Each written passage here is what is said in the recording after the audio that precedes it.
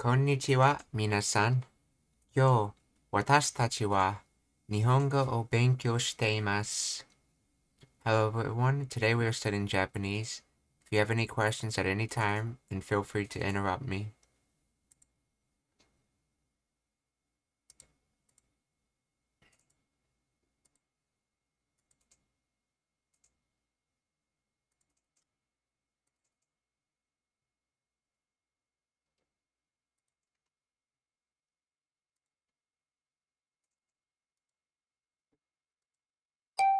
1、2、3、4、5。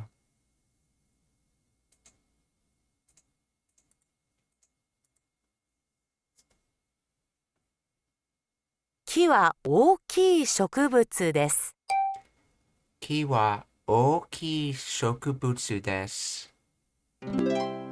木は大きい植物です。植物。これは小さい植物です。これは小さい植物です。これは小さい植物です。公園にたくさん植物があります。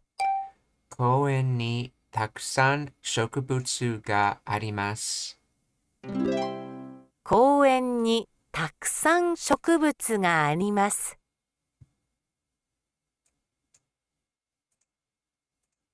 彼は何と言いましたか？ This is actually another example of what I was explaining at the end of the last lesson.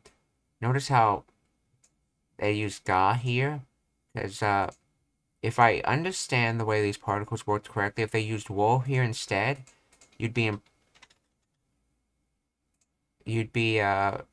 attaching arimasu to the koan, but they want to attach it to the shokubutsu, saying that they're mini plants that exist in the koan, the singular koan.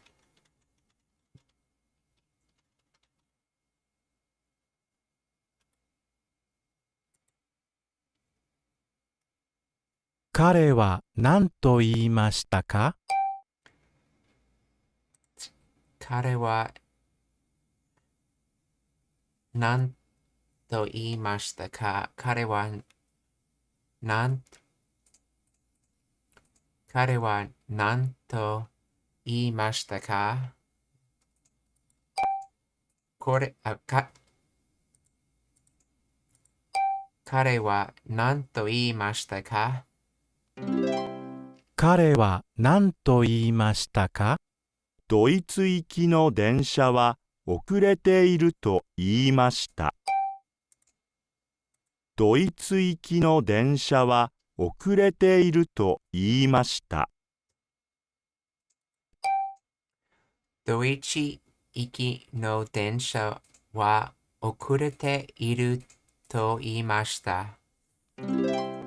ドイツ行きの電車は遅れていると言いました。ドイツ。彼は何と言いましたか？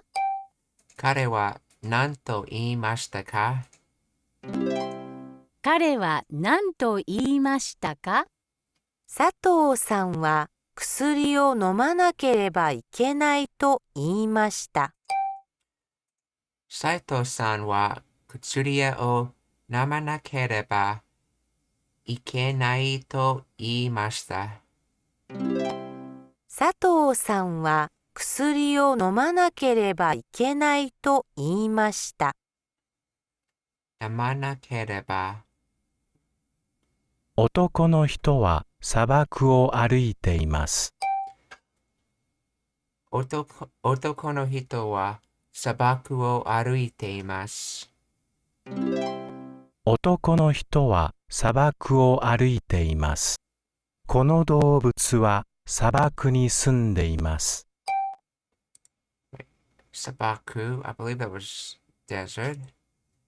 For some reason I'm thinking sand when I look at its kanji. Let's see. 砂漠.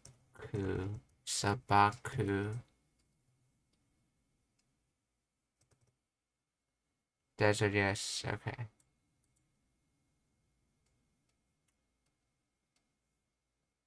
この動物は砂漠に住んでいます。この動物は砂漠に住んでいます。この動物は砂漠に住んでいます。この花は熱帯雨林にあります。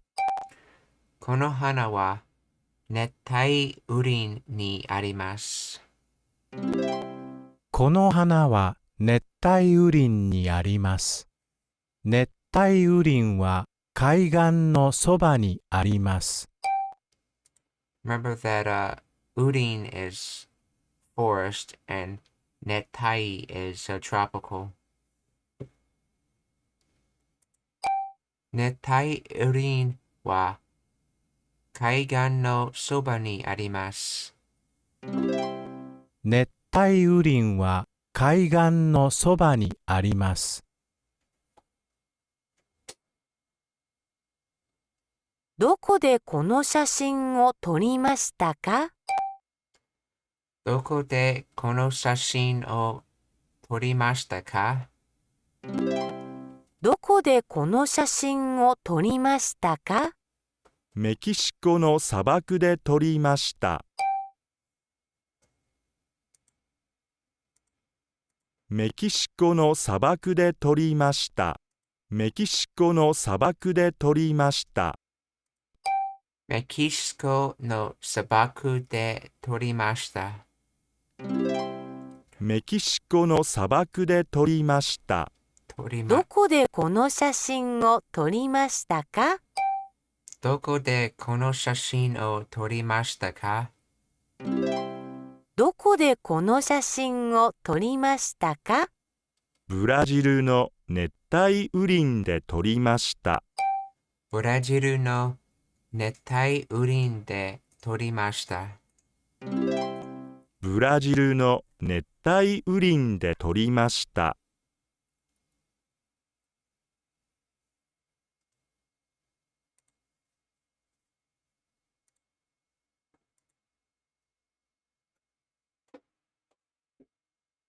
私たちのチームが勝つといいなと思います。私たちのチームが勝つといいなと思います。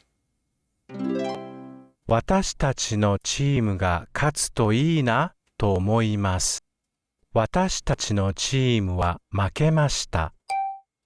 私たちのチームは負けました。私たちのチームは負けました。彼は彼女が結婚してくれるといいなと思います。彼は彼女が結婚してくれるといいなと思います。彼は彼女が結婚してくれるといいなと思います。彼は彼女が結婚してくれるといいなと思います。彼女は彼と結婚します。彼女は彼と結婚します。彼女は彼と結婚します。この女の人はアジアで結婚します。この女の人はアジアで結婚します。この女の人はアジアで結婚します。この動物はオーストラリアで生まれました。この動物はオーストラリアで生まれました。この動物はオーストラリアで生まれました。この男の人は南極で亡くなりました。この動物はオーストラリアで生まれました。この動物はオーストラリア、オーストラリア、オーストラリア。この動物はオーストラリアで生まれました。この男の人は南極で亡くなりました。この男の人は南極でなくなりました。この男の人は南極で亡くなりました。何をしていますか？何をしていますか？何をしていますか？日本語を勉強しています。日本語を勉強しています。日本語を勉強しています。どのくらい日本語を勉強していますか？どのくらい日本語を勉強していますか？どのくらい日本語を勉強していますか？7ヶ月間日本語を勉強しています。7ヶ月間日本語を勉強しています。7ヶ月間日本語を勉強しています。もうすぐ雨が降りますか？もうすぐ雨が降りますか？もうすぐ雨が降りますか？いいえ、降りませんよ。いいえ、降りませんよ。いいえ、降りませんよ。野菜を食べて、野菜を食べて、野菜を食べて、もう食べました。もう食べました。もう食べました。私は15年間音楽を勉強しています。私は15年間音楽を勉強しています。私は15年間音楽を勉強しています。彼は10年間ゴルフをしています。彼は10年間ゴルフをしています。彼は10年間ゴルフをしています。彼らは5年間オーストラリアに住んでいます。彼らは5年間オーストラリアに住んでいます。彼らは5年間オーストラリアに住んでいます。See, carrot was translated as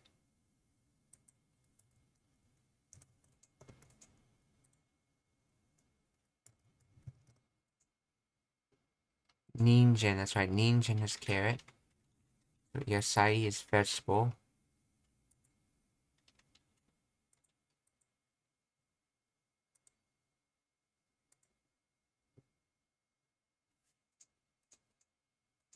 植物、植物、植物。Shokubutsu. Shokubutsu. Notice it has the same symbol at the end here as dobutsu.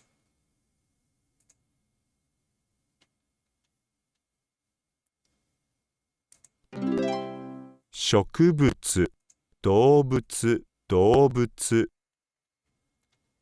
Dobutsu, dobutsu. Okay. Dobutsu, dobutsu. 動物、人々、Hitobito, 人々、 hitobito, 人々。 hitobito, hitobito. 人々。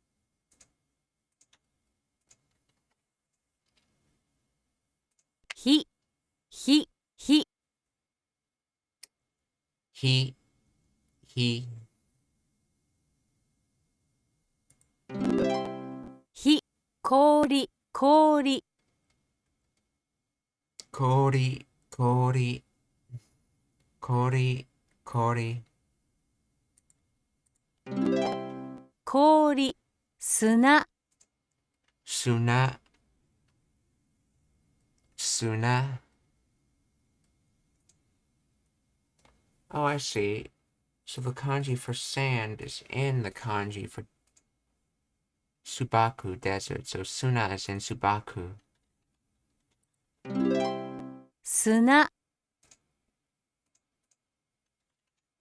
So, ロシアは中国の北にあります。 let's see.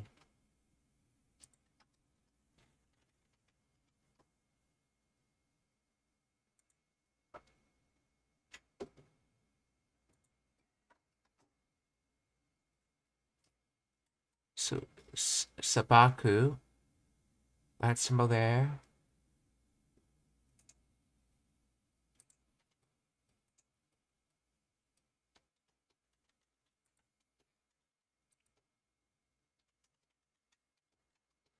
イタリアはフランスの東にあります。 Subaku, yeah, same symbol. So Suna is in Subaku. 中国は日本の西にあります。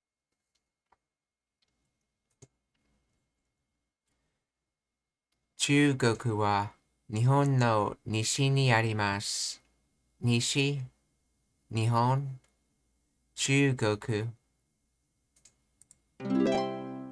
イタリアはフランスの東にあります。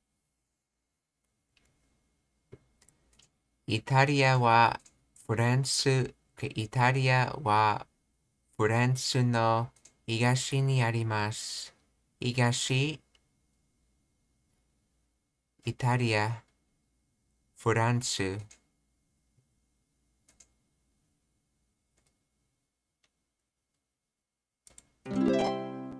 ロシアは中国の北にあります。ロシアは中国の北にあります。ロシアは中国の北にあります。北、中国。オーストラリアはロシアの南にあります。オーストラリアはロシアの南にあります。オーストラリアはロシアの南にあります。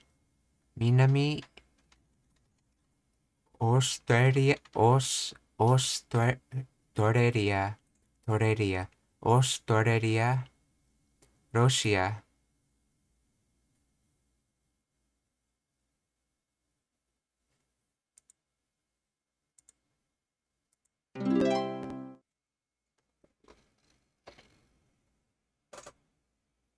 これは太平洋です。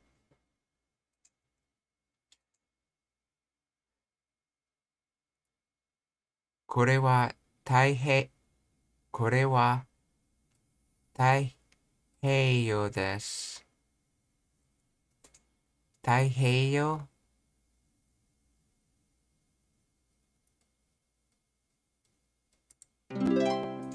これはインド洋です。これはインド洋です。これはインド洋です。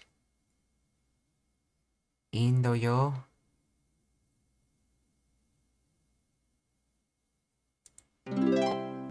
これは北極海です。これは北極海です。これは、これは北、これは北極海、極海です。極海。これはこれは極海。極海。これは北極海です。これは北極海です。これは北極、これは北極海です。これは大西洋です。これは大西洋です。大西よ。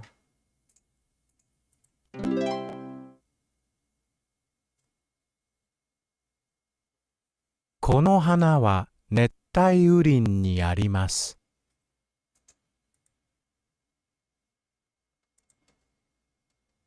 この花は熱帯雨林にあります。この花は熱帯雨林にあります。雨林、熱帯、花。男の人は砂漠を歩いています。男の人、男の人は砂漠を歩いています。歩いて、砂漠、男の人。この動物は砂漠に住んでいます。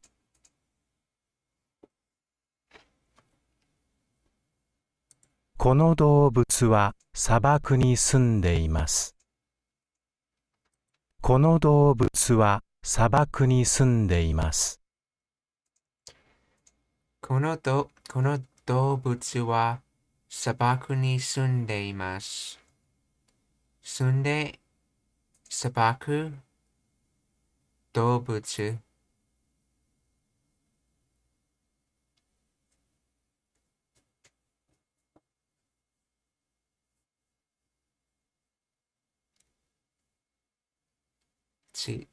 動物。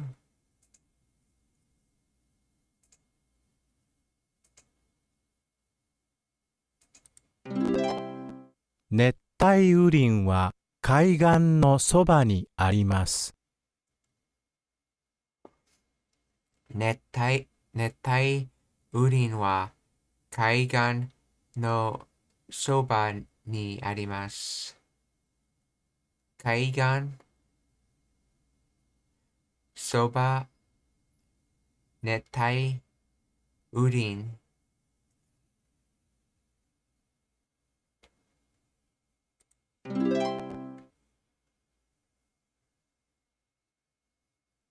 これはオレンジの木です。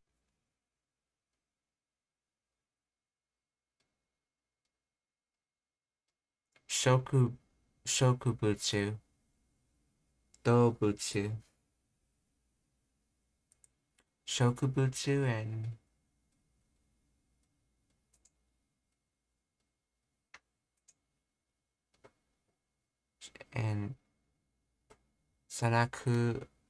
動物。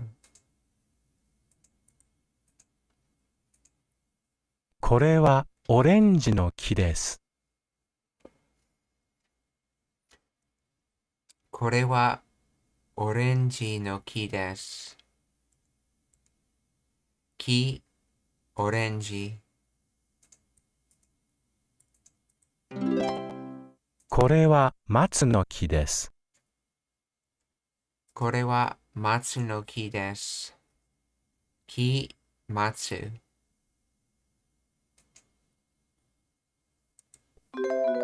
これは松の木です。松。That's right.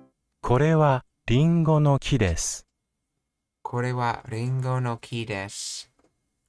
木、リンゴ。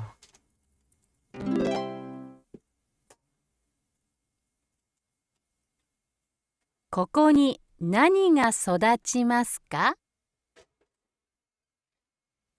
ここに何が育ちますか？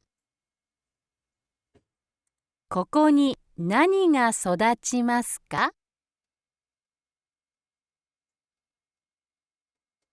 ここに何が育ちますか？ここに、ここ、ここに何が育ちますか？育ちますか？何？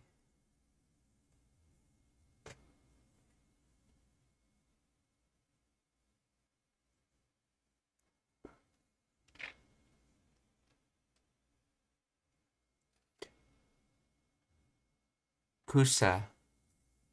草。草、ここに何が育ちますか？ここに何が育ちますか？育ちますか？何？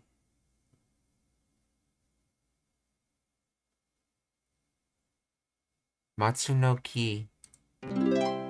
松の木。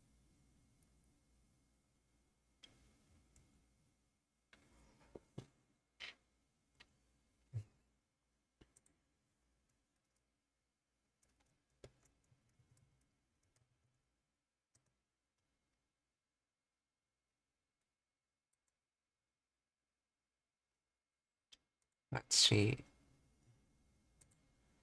So the second half of this symbol in matsu is the same as the first half of the symbol in of the first, or it's the same as the first symbol in the word koan.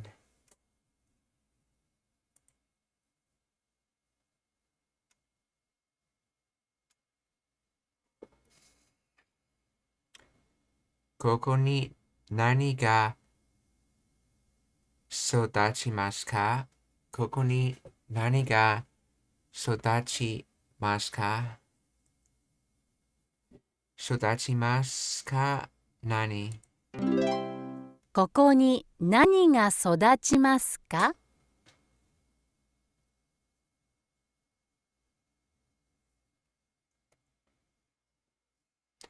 オレンジの木。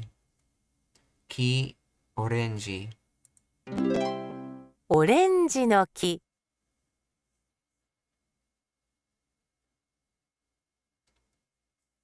先生は何と言いましたか？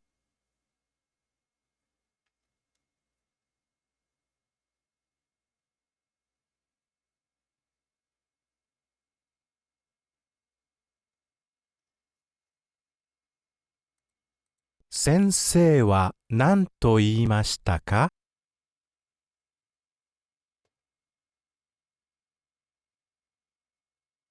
先生は何と言いましたか？先生は何と言いましたか？言いましたか？先生なん。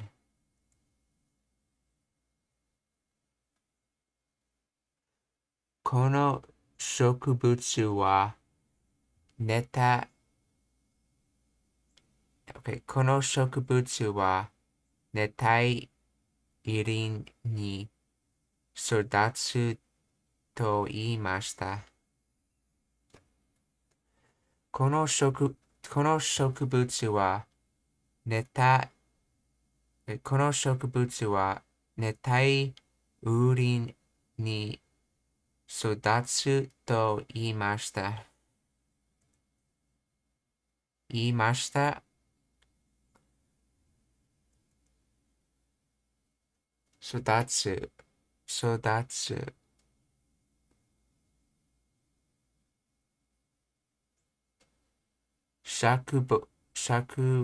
物。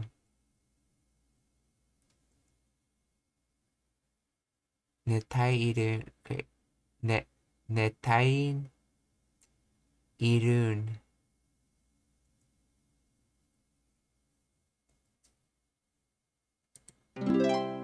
この植物は熱帯雨林に育つと言いました。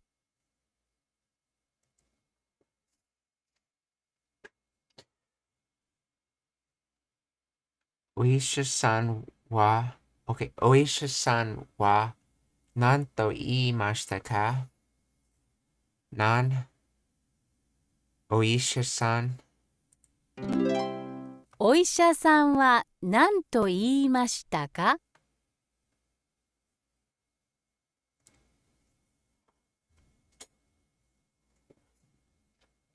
私はこの薬を1日に2回飲まなければ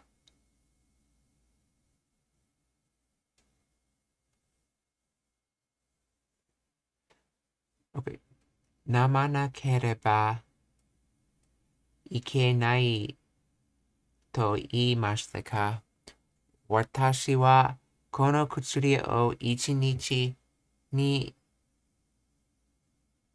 私はこの薬を、私はこの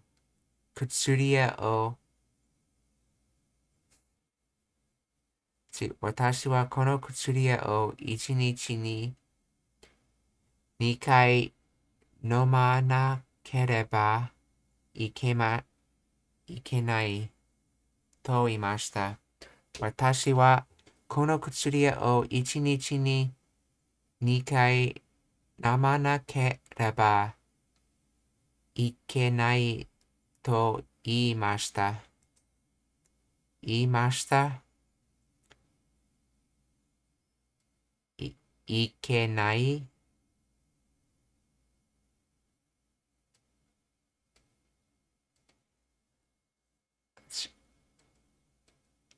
の、の、飲まなければ。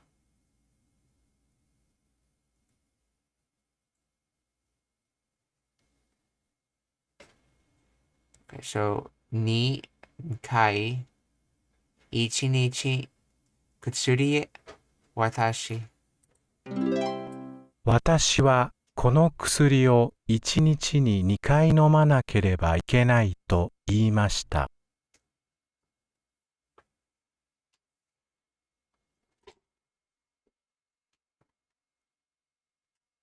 警察官は何と言い、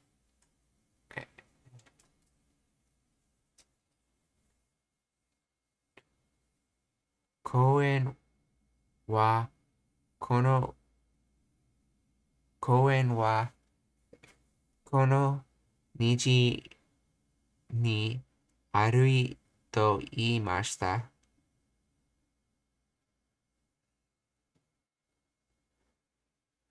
公園は、この、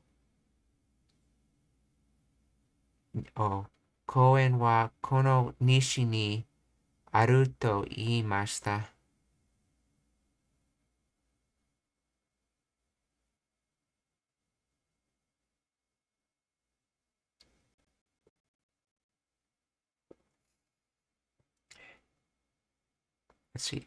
お医者す、警察官は何と言いましたか？お医者、OK。公園はこの、公園はこの西にあると言いました。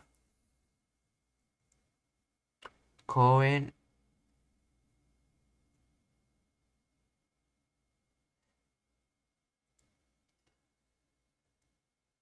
西、言いました。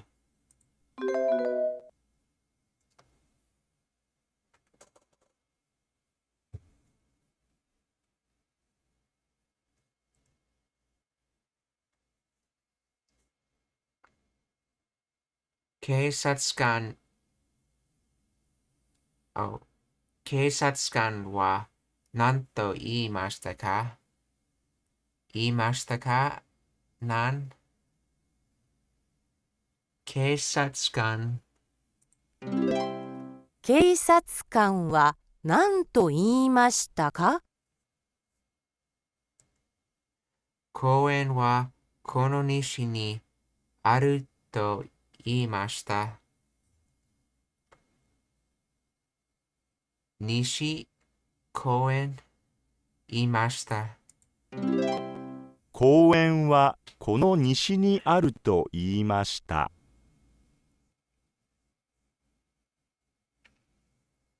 先生はノートパソコンを持っています。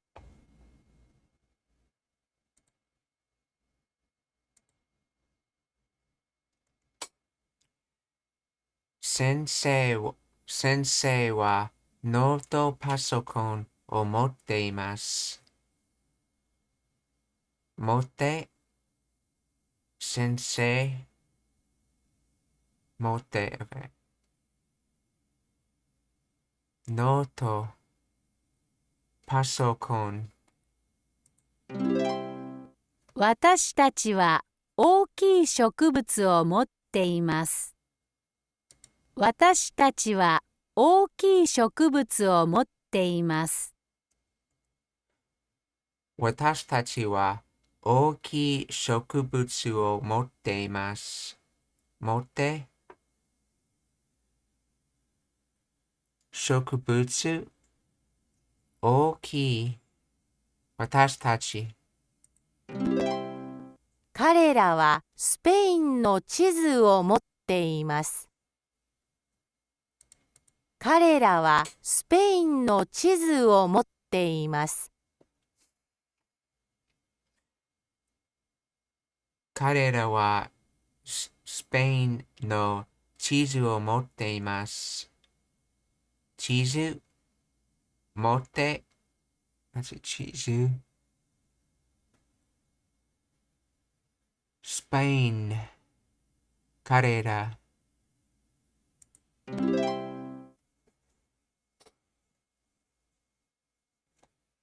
この犬は私のです。Remember that no at the end of a noun shows possession, so this noun has possession of this noun. In other words, he has a pet dog. この犬は私のです。犬、私、okay. 犬、私。この犬は私たちのです。この犬は私たちのです。私たち、犬。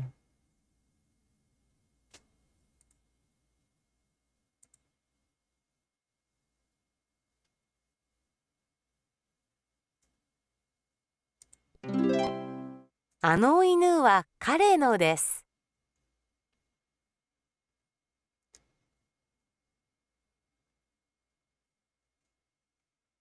あの犬は彼のです。彼、犬。あの犬は彼女のです。あの犬は彼女のです。彼女、犬。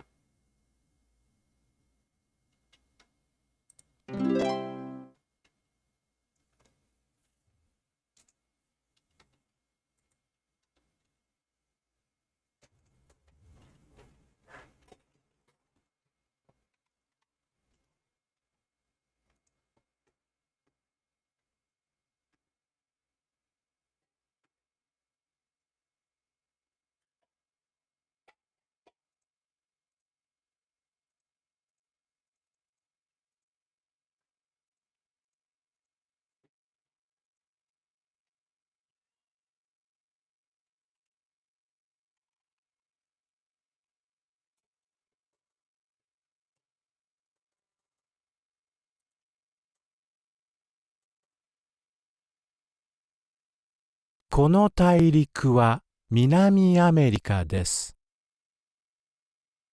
この大陸は南アメリカです。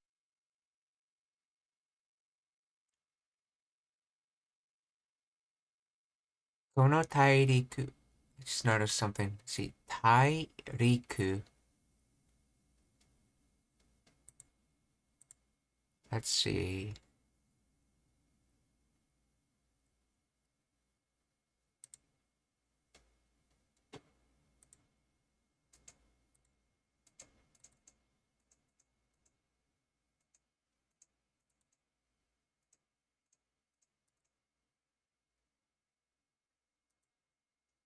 大陸。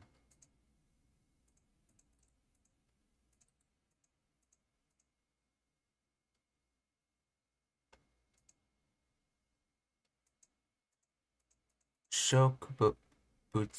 植物。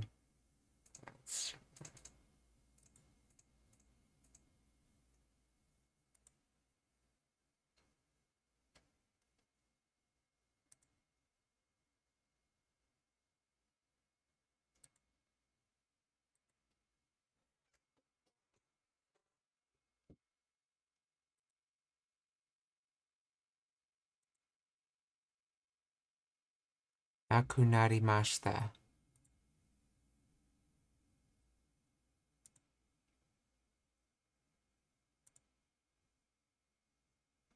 So 大陸。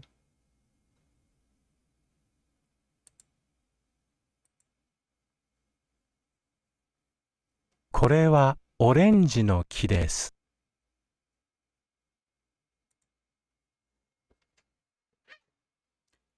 ひ、氷、砂、and 砂漠。So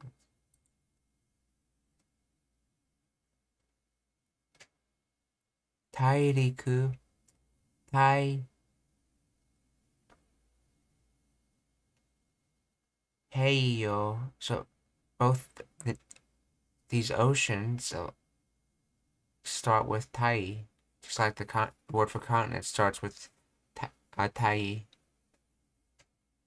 Now, is it the same kanji? Tai heiyo. So it's that symbol.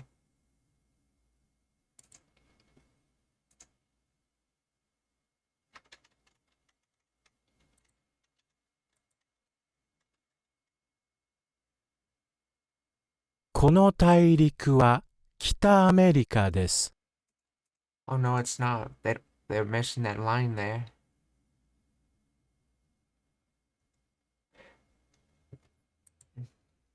この大陸は北アメリカです。この大陸は北アメリカです。北大陸。この大陸はオーストラリアです。この大陸はオーストラリアです。大陸。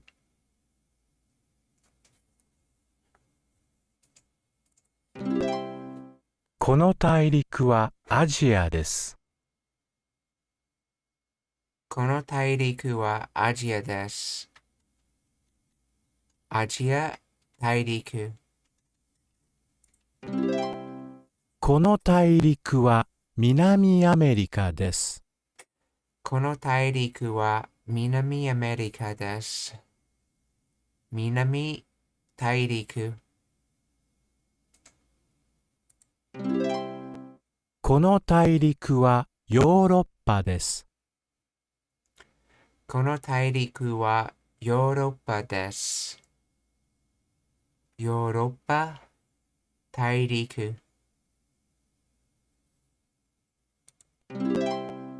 この大陸は南極です。この大陸は南極です。大陸、南極。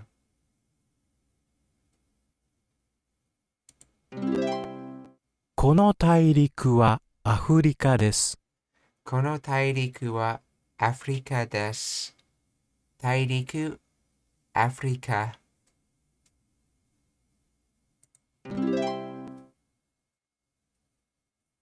アフリカ。これはヨーロッパの結婚式です。これはヨーロッパの結婚式です。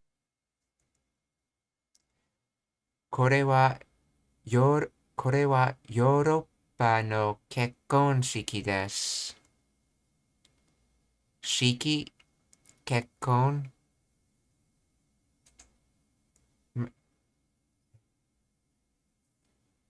ヨヨーロッパ。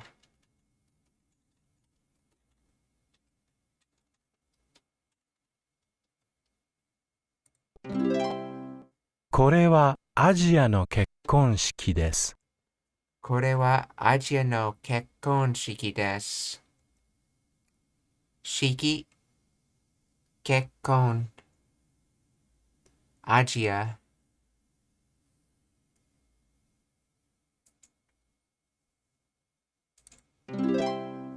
これはヨーロッパの葬式です。これはヨーロッパの葬式です。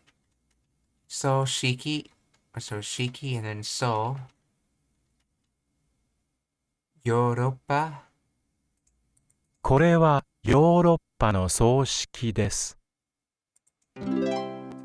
これはアジアの葬式です。これはアジアの葬式です。葬式、アジア。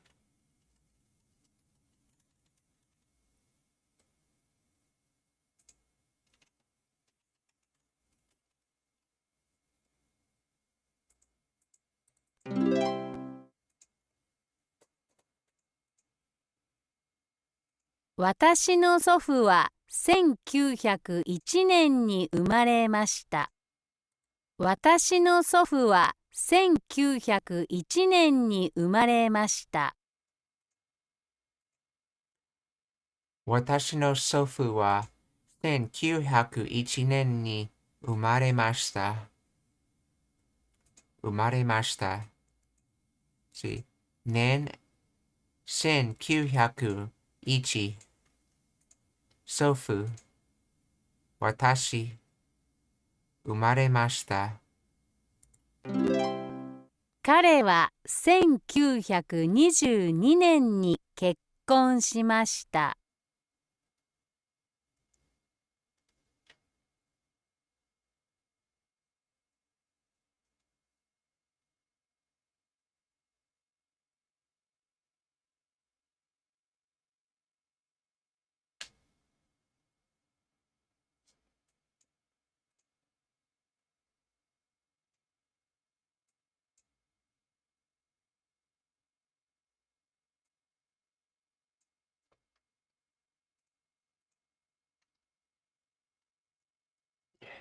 彼は1922年に結婚しました。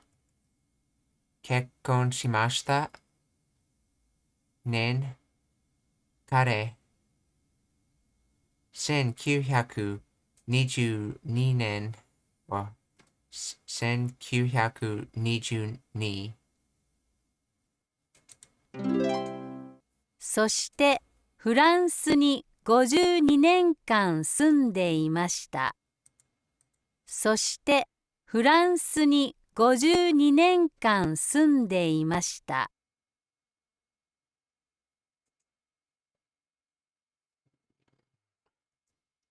そしてフランスに52年間住んでいました。住んで、間、年、に、15、フランス。それから1983年に亡くなりました。それから1983年に亡くなりました。亡くなりました。年、1900、okay、1983。それから、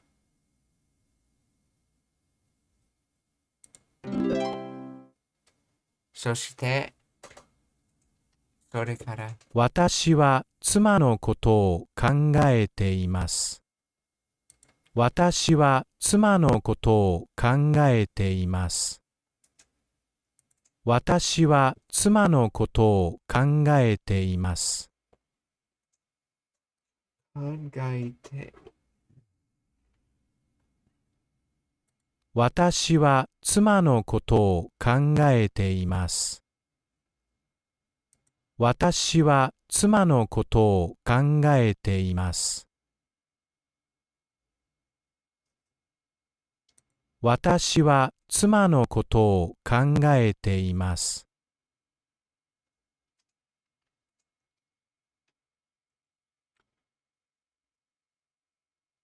私は妻のことを考えています。私は妻のことを考えています。考えて、妻、私。彼はおじいさんとおばあさんのことを考えています。彼はおじいさんとおばあさんのことを考えています。彼はおじいさんとおばあさんのことを考えています。考えて、彼、おばあさん、おじいさん。彼女は仕事場にいますが、自分の家族のことを考えています。彼女は仕事場にいますが、自分の家族のことを考えています。彼女は仕事場にいますが、自分の家族のことを考えています。彼女は仕事、彼女は仕事場にいますが、自分の家族のことを考えています。考えて、家族、自分、仕事場、彼女、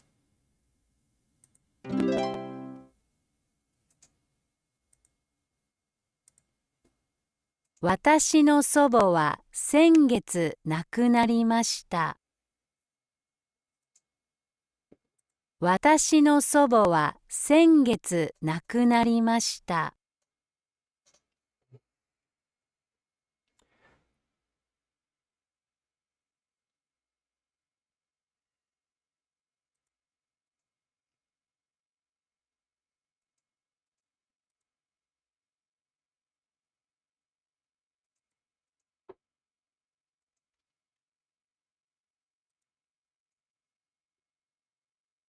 私の祖母は先月亡くなりました。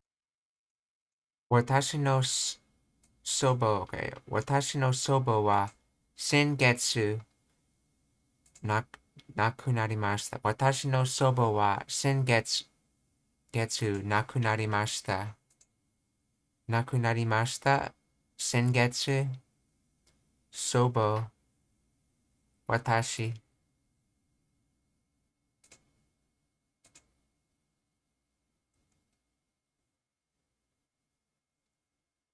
お悔やみ申し上げます。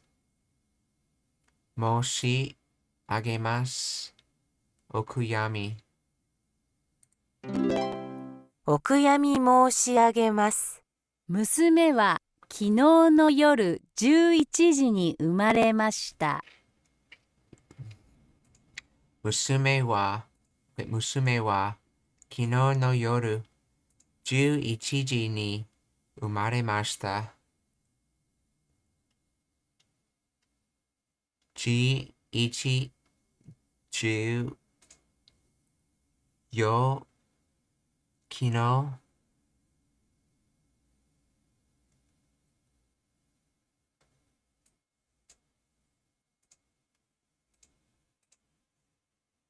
娘は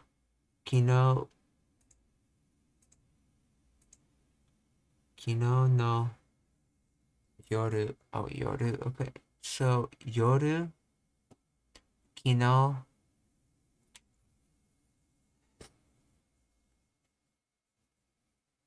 娘、生まれました。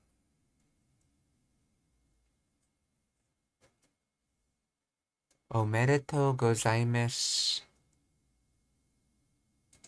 Remember, ございます is a more polite form of immerse.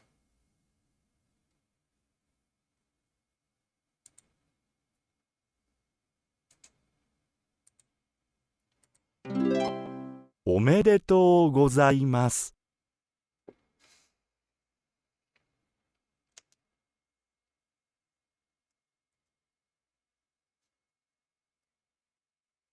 何か見つかるといいなと思います。思います。いいな。何か見つかる。何か見つかるといいなと思います。何か見つけるといいな。Okay.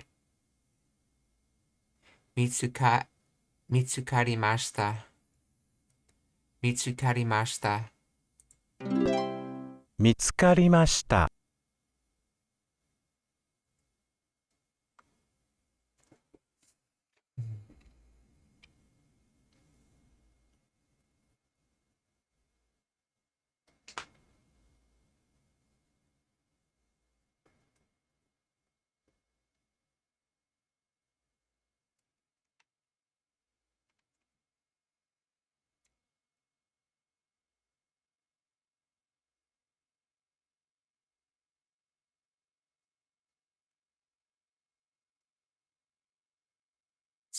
このボールが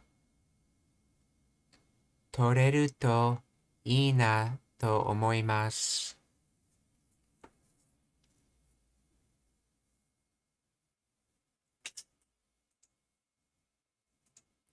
思います。いいな。このボールが、OK、取れる。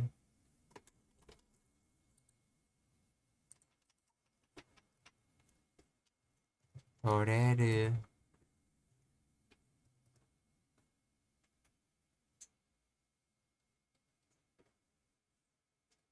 to be called, to be harvested.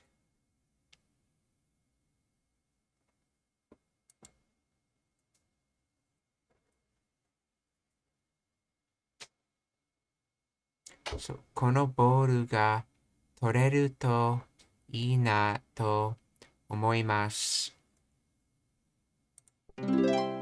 このボールが取れるといいなと思います。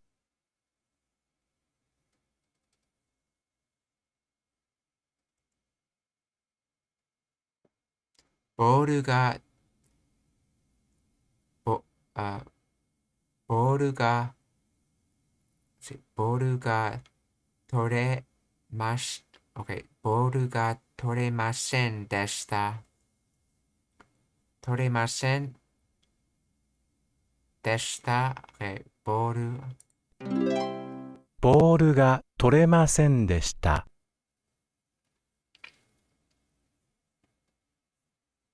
この結婚式の人々は嬉しいです。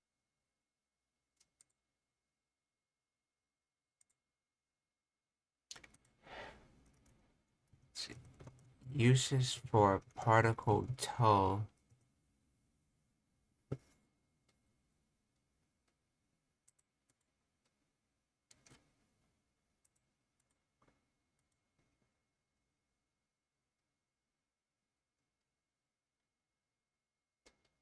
Complete listing. It connects only nouns and pronouns, never phrases or clauses. It translates into and. Yes. Contrast. It indicates a comparison or contrast between two nouns. Neko to inu. Okay. Neko to inu to dochira ga suki desu ka? It translates into together with.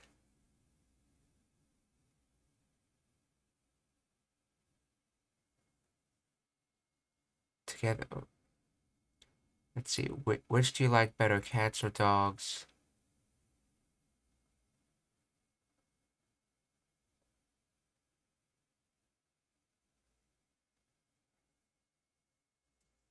Let's see. Neko to inu to dochira.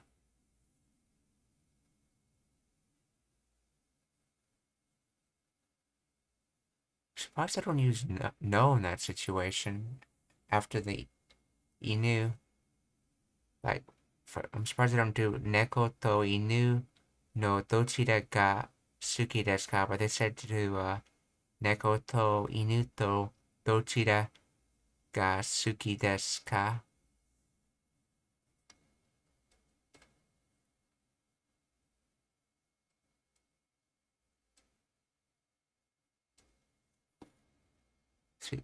Tomodachi to eigo ni ita.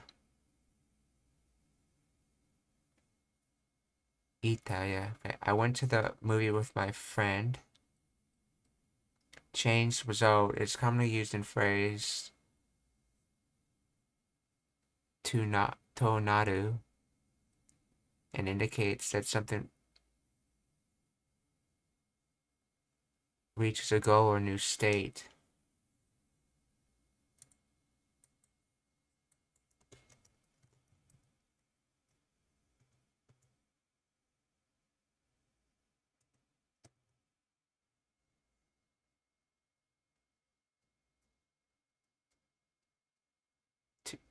To become, to get, to grow.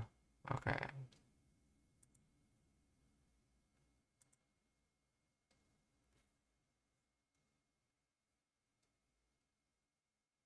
See, sui ni orin piku no kaisai no hito nata. At last, the opening day of the Olympics has come.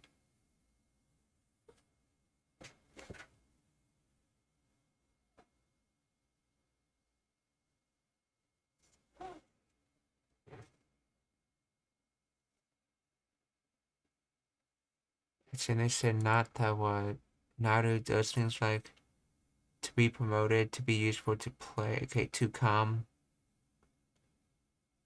to grow.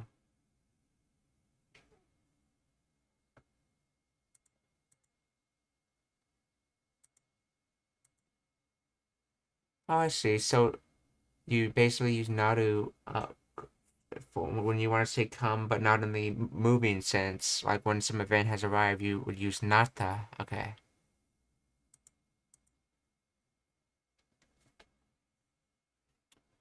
Boken wa zenbu de hayakuman in donata. Total amount of donations reached 1 million yen.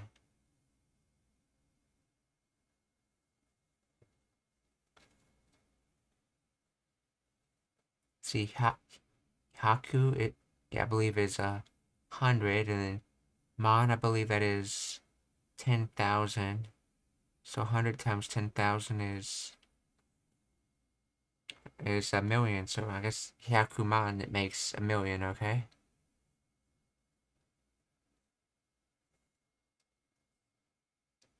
Quotation is used before such verbs as iu and omou, which is what we're using it for actually, and kiku is to be introduce a clause or phrase. It is normally preceded by a plain form of the verb. Kare wa asu kuru to ita. He said he will come tomorrow.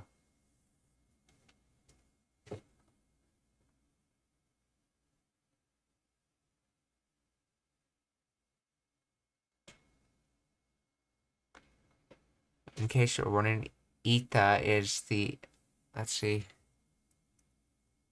yeah, ita's it's past tense of, I believe it's past tense. Let's actually check that out. I mean, by past I mean indicative past. Ita.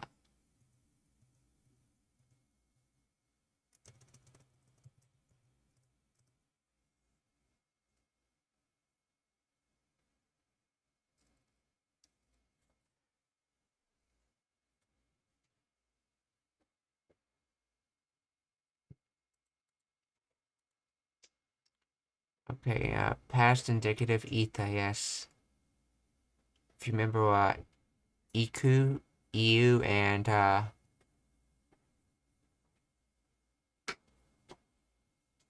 there's a third word, all have very similar imperative, present continuous, and past indicative transformations. So you have to tell it by example or by a kanji.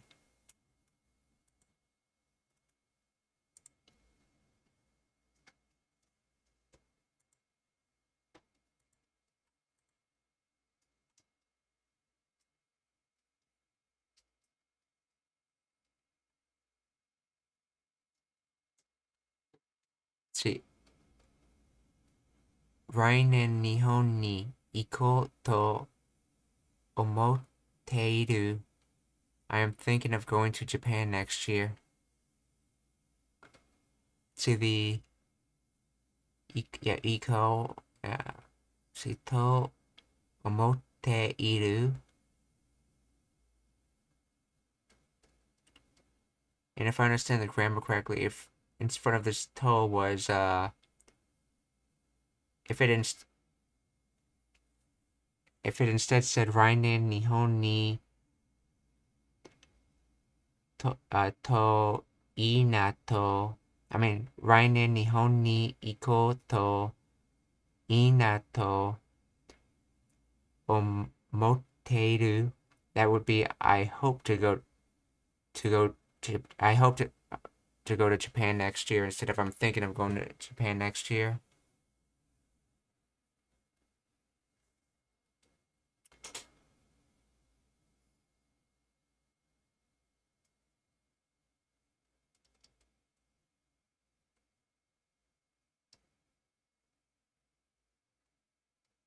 Let's see, conditional. If placed after a verb or an adjective to form a conditional, translates into as soon as, when, or if. A plain form is usually used before the particle. Shigoto ga owaru to sugu ichi ni kaeta. I went home as soon as work was over. Shigoto ga owaru to. See, owaru, I think that's a word we studied. Owaru.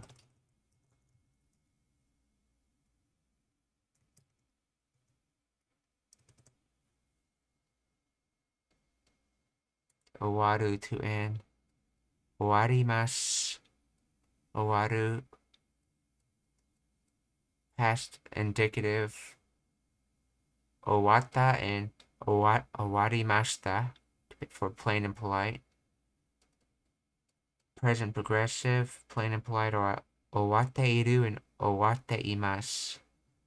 So this is then owarimasu for present indicative, okay.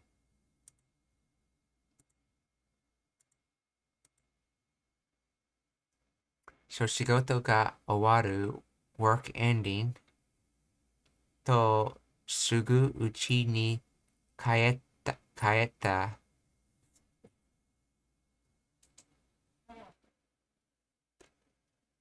Let's see. Kaeta, I believe that's past continuous. Let's see. Kaeta.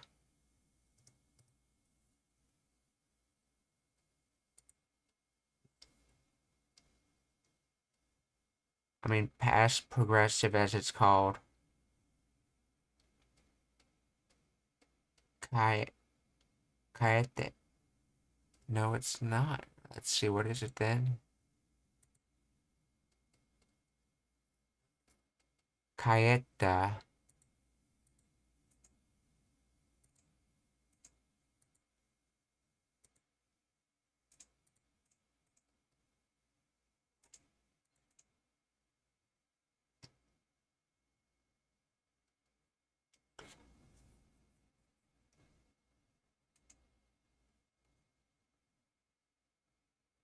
Oh, it's past indicative, okay.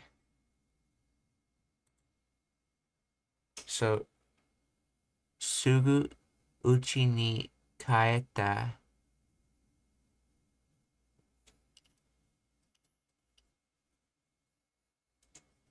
What is sugu uchi.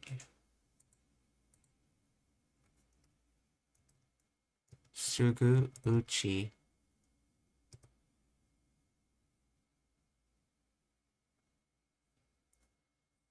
Immediately.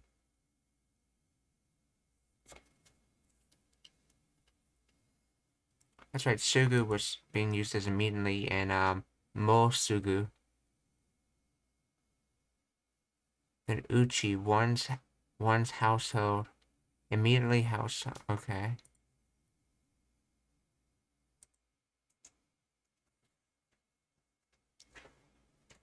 Also, ano mise ni iku to oishi sushi ga taberareru. If you go to that restaurant, you can have great sushi.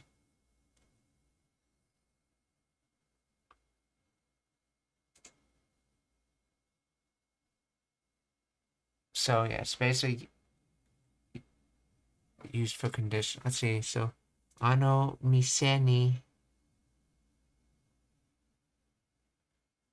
iku. So go to restaurant. Okay. Ano mise ni iku. Let's go to restaurant. Then to comparison, and then oishi sushi ga taberareru. What is tab? What conjugation is that? Taberareru.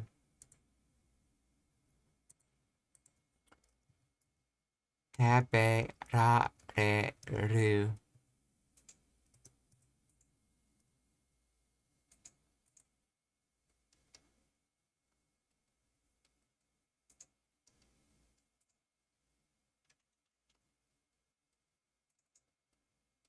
Okay, potential. Yeah, that makes sense. I I express the idea of the ability or capability. Taberareru. You can have good sushi. Okay. So oishi sushi ga taberareru. So ano mise ni iku to oishi sushi ga taberareru. Sound symbolism. If you, it is used after onomatopoeia adverbs. Hoshi ga kira kira to kagayaiteru. The stars are twinkling.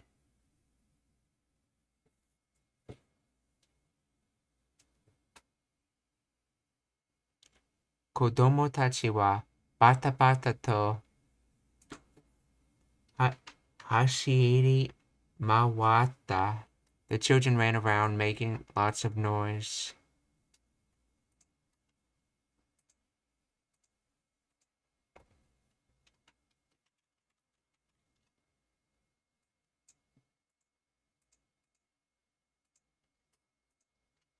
Okay, so in our case, we're using it more like quoting.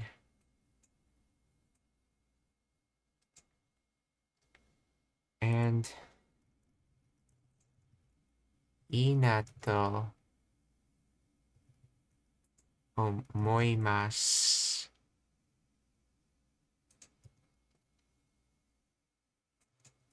To particle.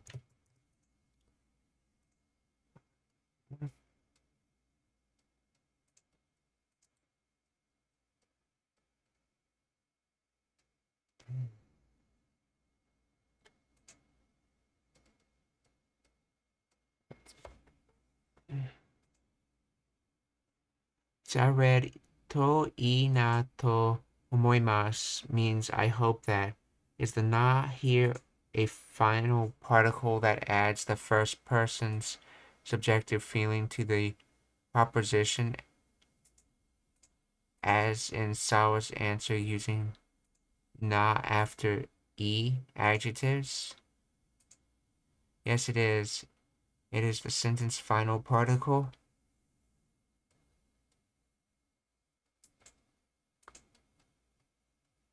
To is also the quoting particle used as such is allowed to follow what would normally be considered a complete and independent sentence.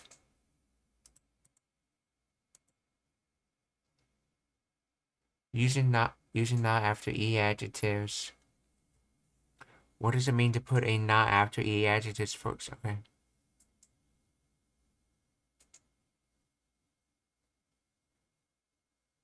Many YouTube videos begin with e na cm. In a Japanese textbook I have uses this sentence. Okay.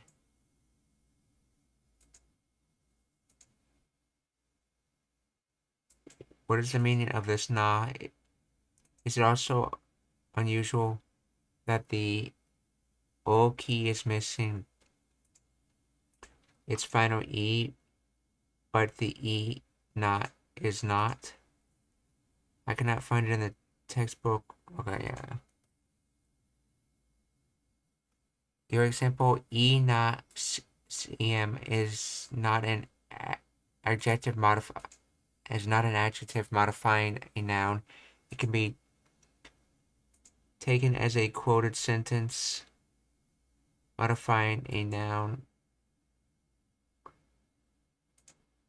It may be more recognizable if it were in quotes like E not in quotes and then CM, okay. The not in the E not is a sentence final particle that adds the first person's subjective feeling to the proposition.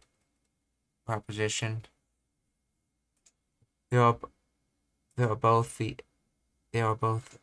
I adjectives o key and the possibly not adjectives o ki na. However, whereas the I adjectives has full paradigm, the o key part and the not adjective form cannot be extracted and be used like o ki da. It looks like the not adjective form is a fossilized form. For this reason, traditional grammar reserves an independent category called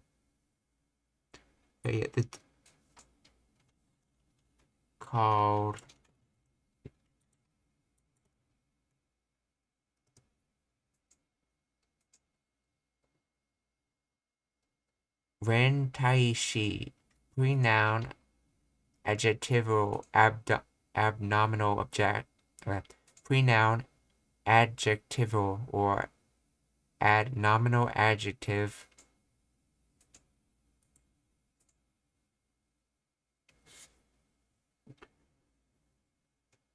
The two words are usually interchangeable, but for subtle differences, see the answer here. I adjectives used as not adjectives.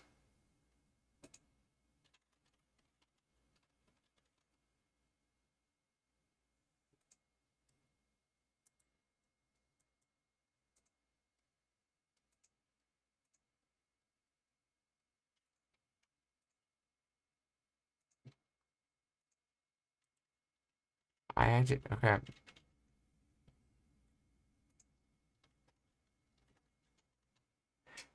There are at least very There are at the very least several I adjectives can be used as not adjectives by dropping the final E and adding not in its place. The most common examples of this, as far as where, is oki and chisai, which become okina and chisana, respectively. For quite a while, these were the only examples I was aware of, and so I was able to accept them as just an exception to the rule. However, as I was watching an anime, I came across Okashina, which I did not hear previously. Okay, update.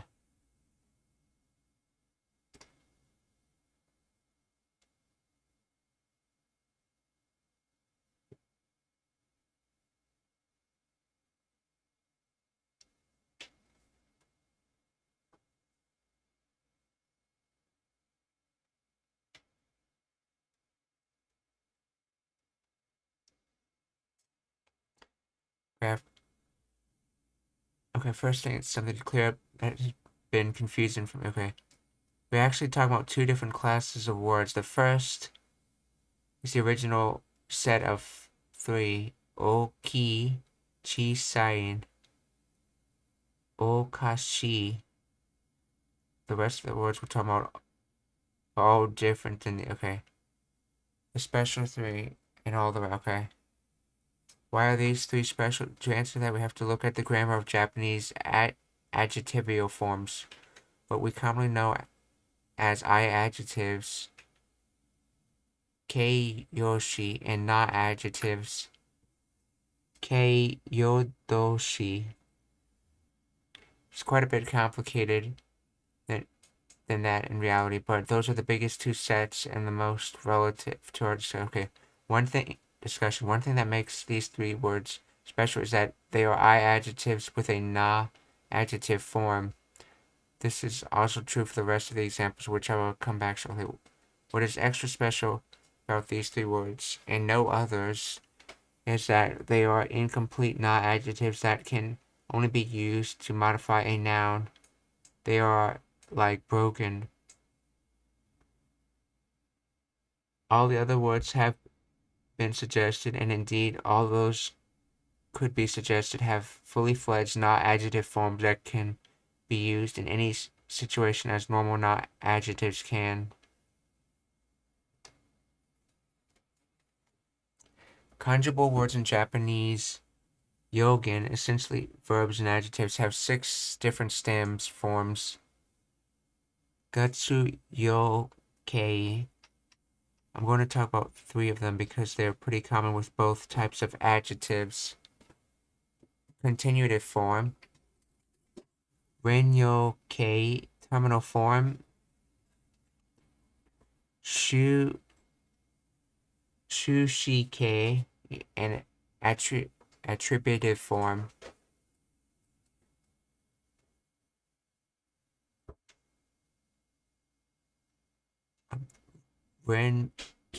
Rentaike.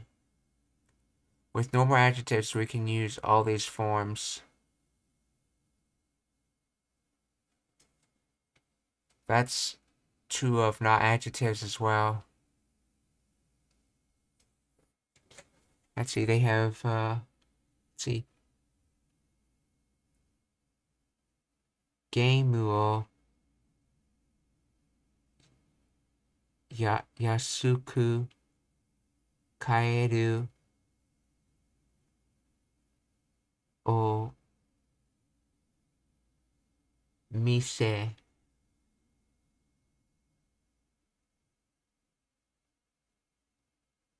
Geimu ga yasui. Okay, that's terminal form. And then attributive form, yasui geimu. What is yasui?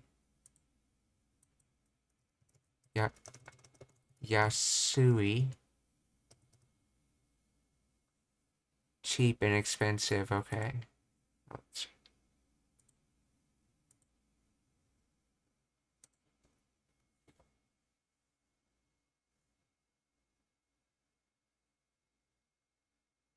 So yasui geimu attributive form, geimu ga yasui terminal form, geimu o yasuku gaeru o mise continuative form. It's true of non-adjectives as well. Shiawa sede irareru hito continuative form. Shizuka ni yomu continuative form. Okay, terminal form. Sono hito ga shia wa seda terminal form. Shia wa se na hito, and that was the attributive form. So it seems terminal is basically the noun ga the descriptor, and attributive is the descriptor noun. And then continuous form seems to be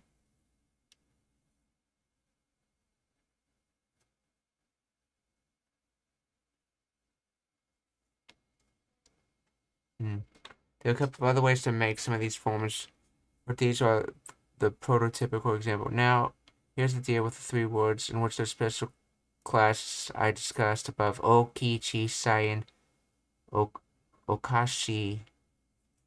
Okashi. What was that? Okashi.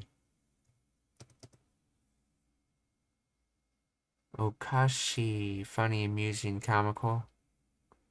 Wrong, unsuitable, improper, suspicious, strange, odd.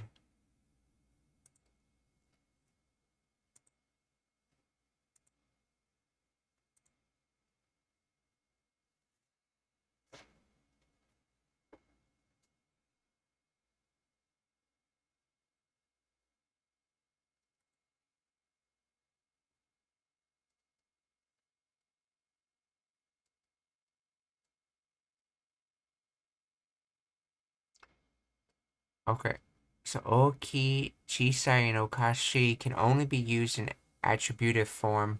So we end up with something like, eh.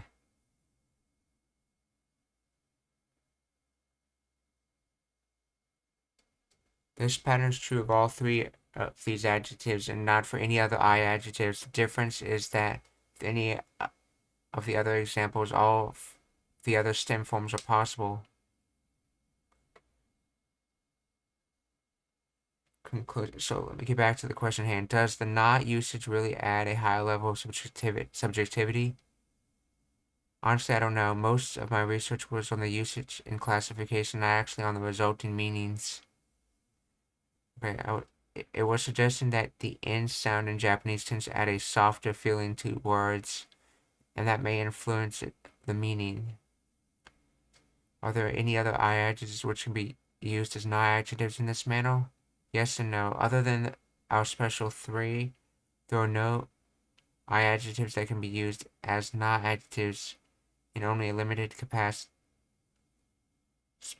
There are, however, a number of other I adjectives that also functions as not adjectives. For example, suggestion in the comment. Okay. Shikaku becomes shikaku na.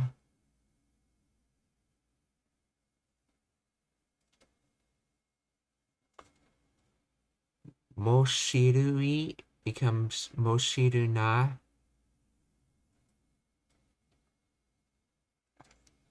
Oh, so that thing about I adjectives with na being added to end of them, that was just them being turned into so they can be used like a na adjective.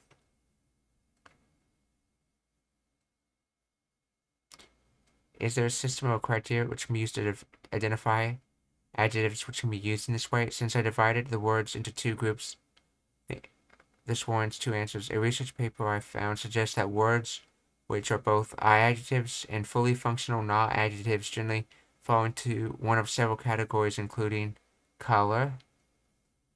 On the other hand, our special three are unique, so there isn't much of a system per se. And finally, what makes the special three special? Okay, that's a difficult one. Have yet to find a satisfactory answer. I suspect that no one knows exactly. There are a number of theories. For example, okay, but there isn't anything approaching a real consensus. Unfortunately, this one is probably going to remain a mystery. Side notes. So now there's actually a class of word which encompasses our special three attributive words. Ren daishi. There are actually quite a few of these words that can only be used in front of nouns, and they fall into several smaller subcategories. Attributives, endings, something no. Example, ano, kono, sono. Attributive endings in ru, iwa, yuru, and attributive endings and ta, like it tai shita. Of course, our special three, the only attributive ending in of the special three, the only attributive ending in na functions a bit differently than all the others. So for that reason, I don't care much for classification of attributive words. Okay, so I'm guessing. So what these seem to be saying from these different articles is E9. Let's see. So it's EU. That should be an I adjective if I understood what it's saying correctly.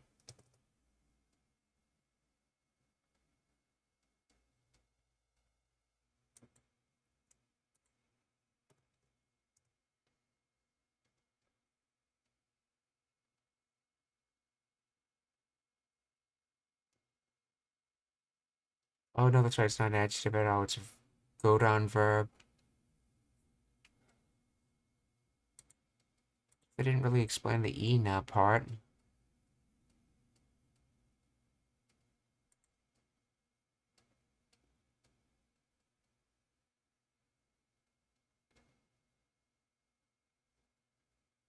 Yes, it is the sentence final particle. Let's look that up. Sentence final particle.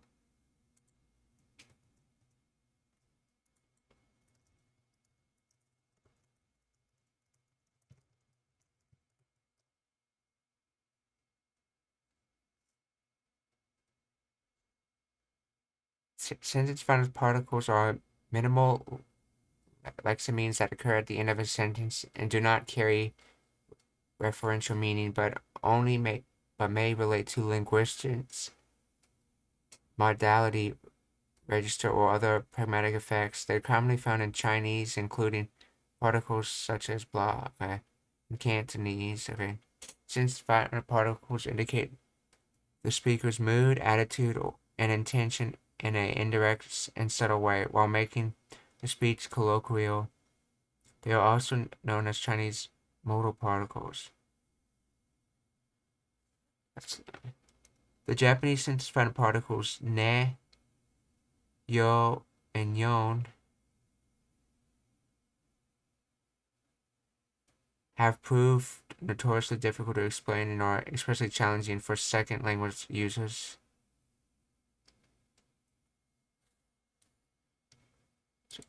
Sentence final particles, Japanese.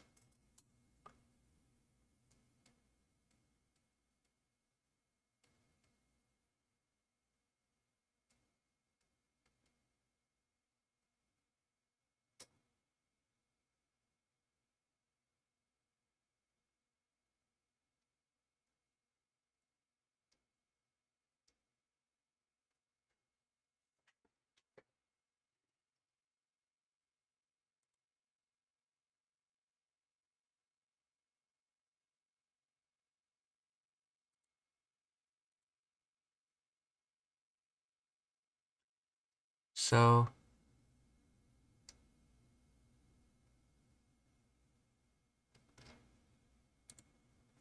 Japanese na.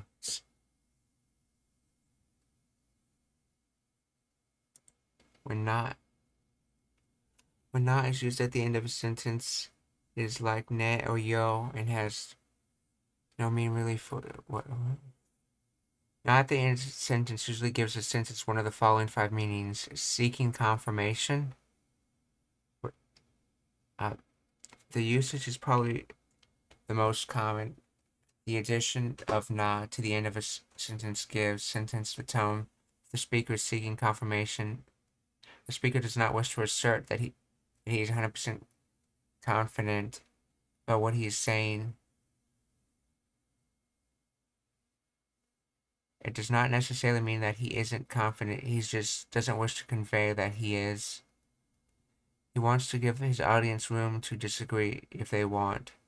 Rhetorical, the usage is related to the first usage. Actual Japanese speakers might not consider them different, except it doesn't translate well into English. The usage essentially serves as a way for the speaker to reduce the assertiveness of a statement without actively seeking confirmation.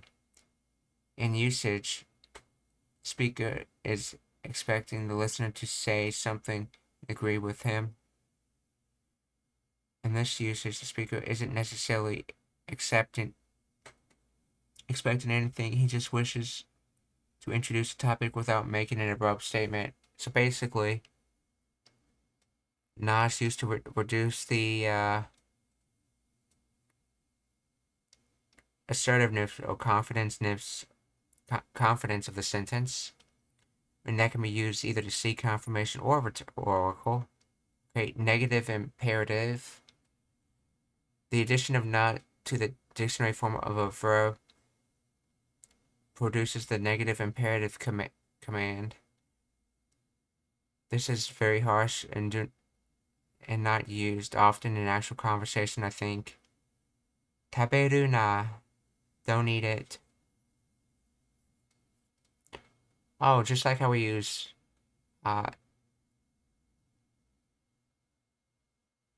we use tabenai de to say that, but I think this has more forcefulness than tabenai de. This is taberu na.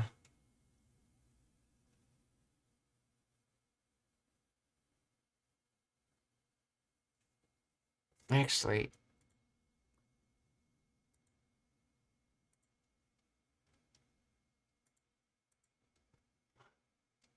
yeah, tabenai would be present indicative, negative. Yeah, taberu na. Okay. So,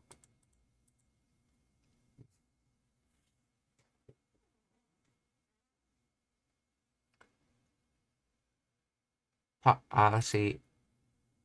Positive imperative. The addition of not to the mas stem of a verb produces the positive imperative command. This is quite easy to mix up with usage 3.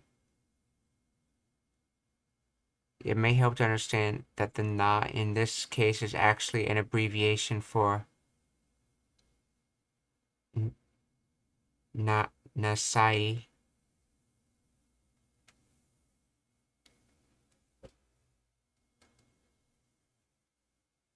I'm not certain how formal this sounds to a native. So tabe na, eat it.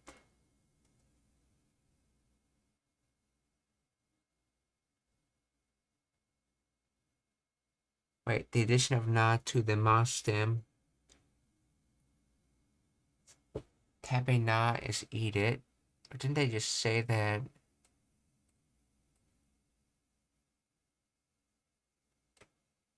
Oh, taberu na is.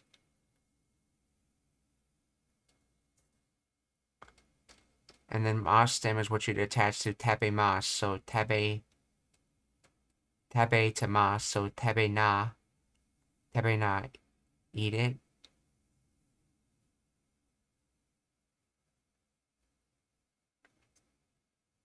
Let's see, tabe nasai.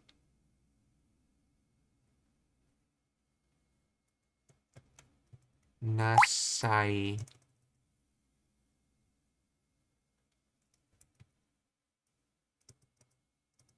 There's nothing about nasai here in the conjugation. Let's see.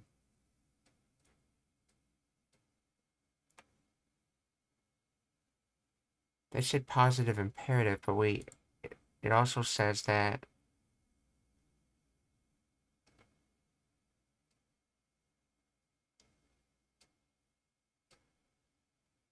imperative is tabero or tabete kudasai.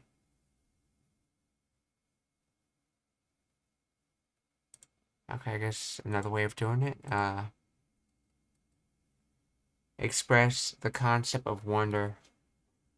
Kana. Okay, lastly,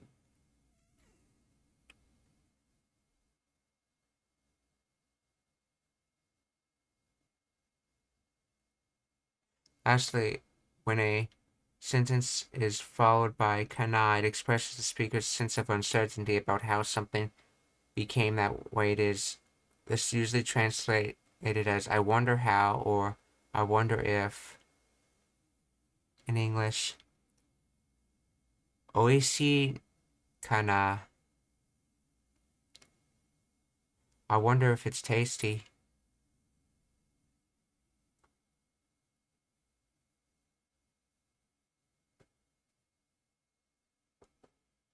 Well, that goes with that other pattern I saw someone talking about where you say oishi ka, and even though it's the question particle word, I heard a more literal translation was thinking of it as or.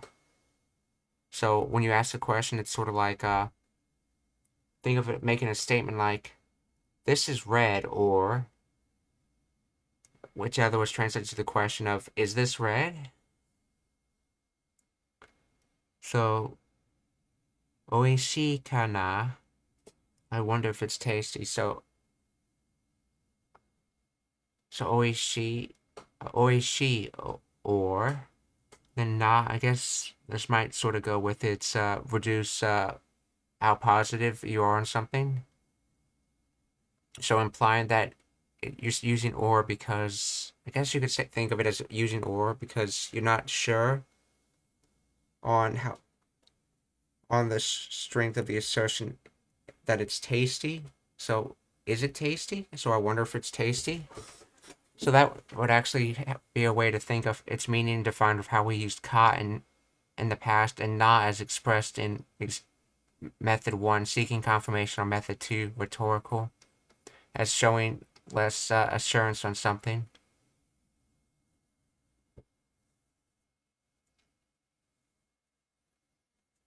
Okay, well, let's get back to study now.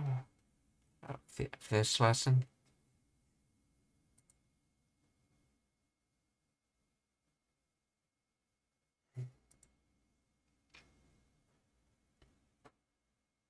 この結婚式の人々は嬉しいです。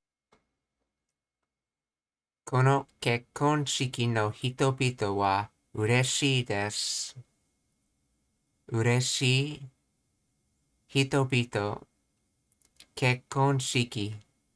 結婚 and then 式。彼女は道に迷っているので不安です。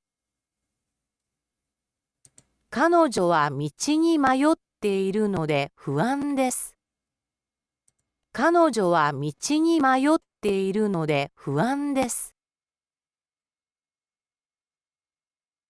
彼女は道に迷っているので不安です。彼女は道に迷っているので不安です。不安迷って道彼女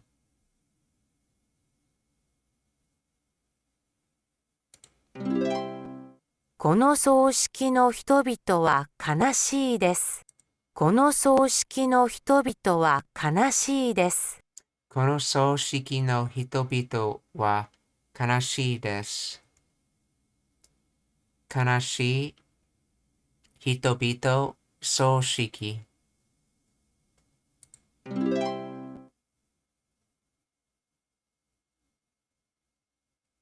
何を考えていますか？何を考えていますか？何を考えていますか？何を考えていますか？ So, 考えて何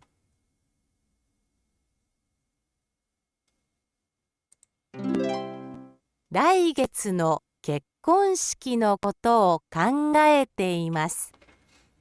来月の結婚式のことを考えています。来月の結婚式のことを考えています。来月の結婚式のことを考えています。Remember, koto is the word for things when it's not a physical thing, and mono is the word for things when it's a physical thing. 来月の結婚式のことを考えています。来月の結婚式のことを考えています。考えて、あ、結婚式、来月。来月来週のサッカーの試合のことを考えています。来週のサッカーの試合のことを考えています。来週のサッカーの試合のことを考えています。考えて、試合、来週、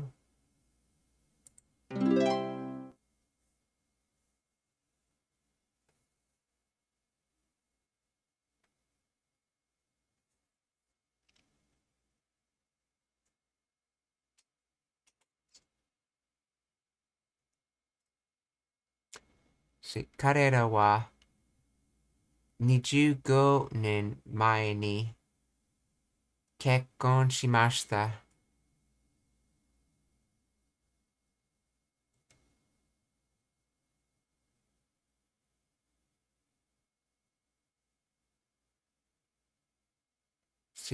結婚しました。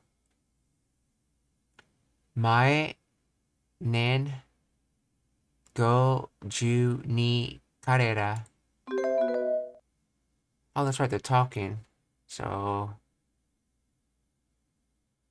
it would be this one, yeah. Okay, so, 私たちは50年ま、私たちは50年前に結婚しました。しました。いや、しました。結婚前年15私たち私たちは50年前に結婚しました。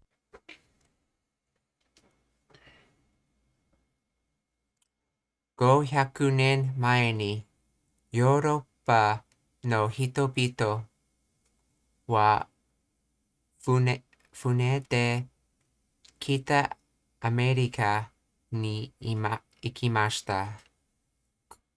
500年前にヨーロッパの人々は船で北アメリカに行きました。行きました。北アメリカ、船、人々、前、年、105。500年前にヨーロッパの人々は船で北アメリカに行きました。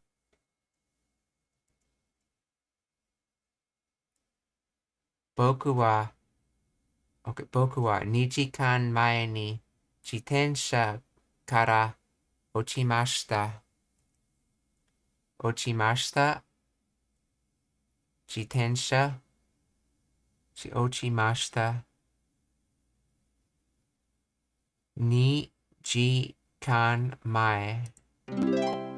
僕は2時間前に自転車から落ちました。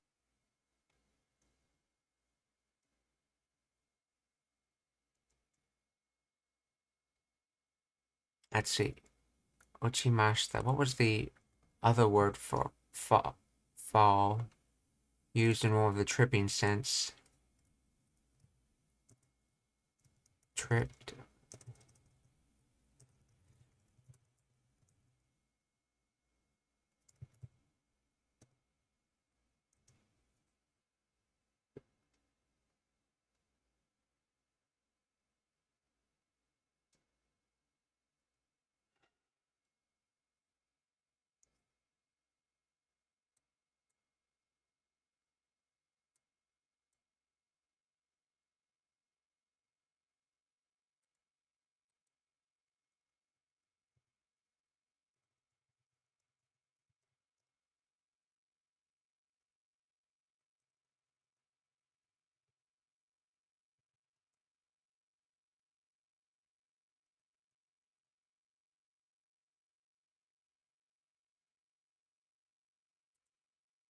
Let's see, that was uchimashita.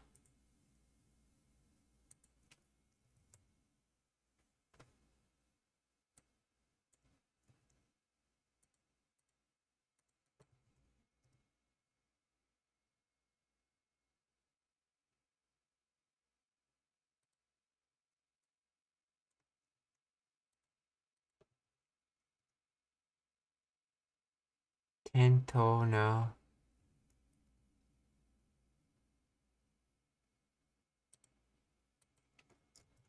He fell off the bike.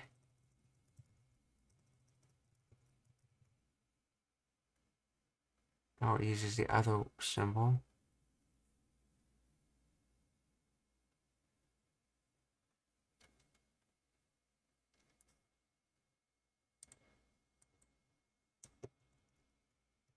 Konde.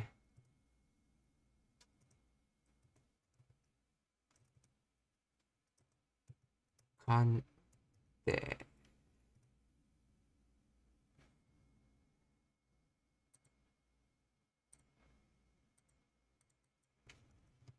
Let's see. Fell. Tosuno. Ota fell drop.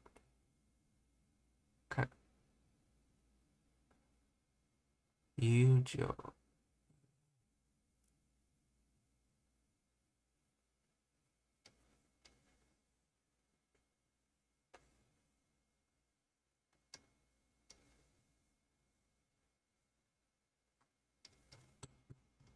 Let's see. Tripped.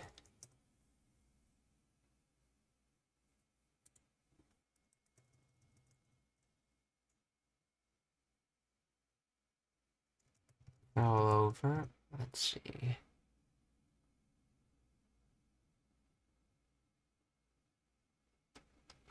Okay, we'll have to find it again. Got the word. So that was boku wa nijikan mae ni jitensha kara ochimashita.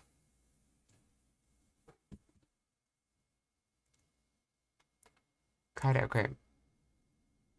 Kono otoko no hito wa, okay, kono otoko no hito wa nannen mo, okay, nannen, kono otoko no hito wa nannen mo mae ni shinimashita. Kono otoko no hito wa nannen mo mae ni shinimashita. Shinimashita, mae nen nan hito otoko. Niku to, let's see, to pass away was nakunaru. So that would be nakunarimashita. Nakunari and shinu.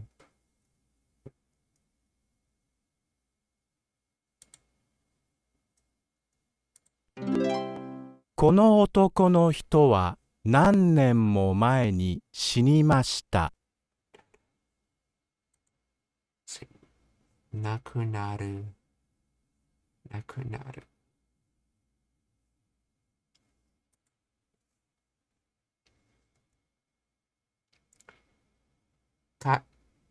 Karera wa 25年前に結婚しました。結婚前年52彼ら。彼らは25年前に結婚しました。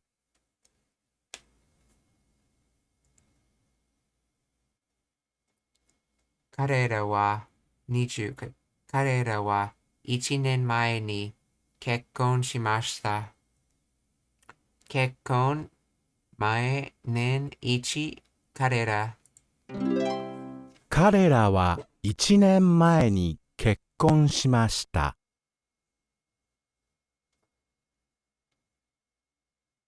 彼らは橋を作っています。彼らは橋を作っています。そう、作って、OK、彼ら、橋、作って、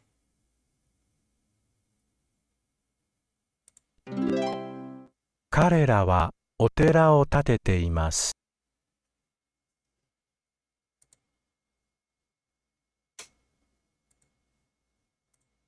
彼らはお寺を建てています。彼らはお寺を建てています。建てて、お寺、彼ら、彼らは家を建てています。彼らは家を建てています。建てて、家、彼ら。彼らはサッカースタジアムを建てています。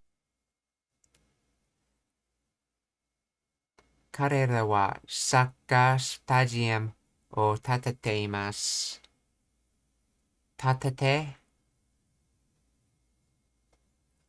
wait, I wonder, kanji for shigoto is shigoto.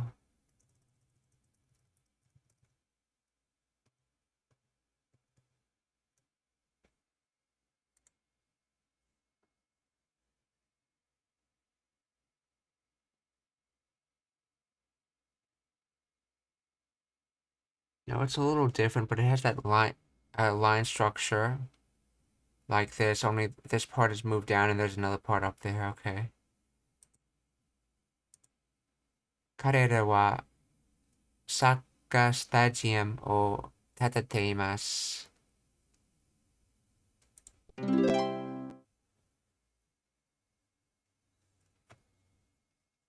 私たちは1ヶ月前にこの家を建て終えました。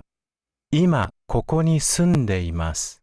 私たちは1ヶ月前にこの家を建て終えました。今ここに住んでいます。1ヶ月。私たちは1ヶ月。Oh, that's right. 私たちは1ヶ月前にこの家を建て終えました。今ここに住んでいます。私たちは1ヶ月前に私たちは1ヶ月前にこの家を建て終えました。今ここに住んでいます。私たちは1ヶ月前にこの家を建て終えました。今ここに住んでいます。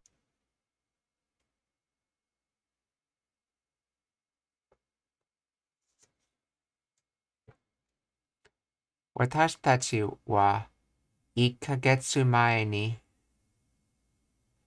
この家を私たちは1ヶ月前にこの家を建て終えました。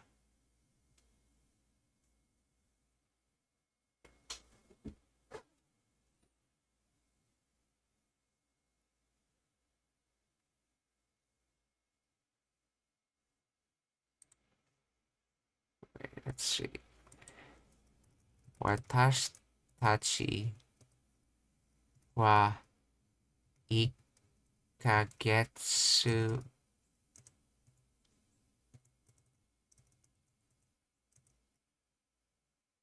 1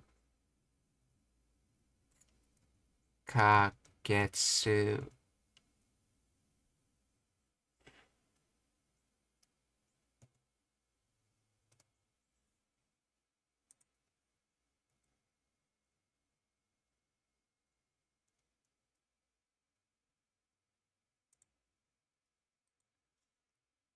前に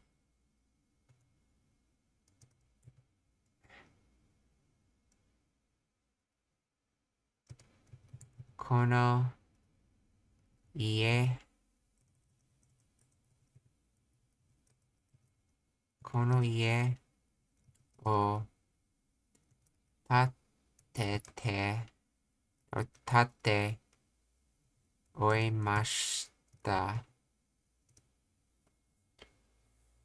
Let's see. We finished building this house a month ago.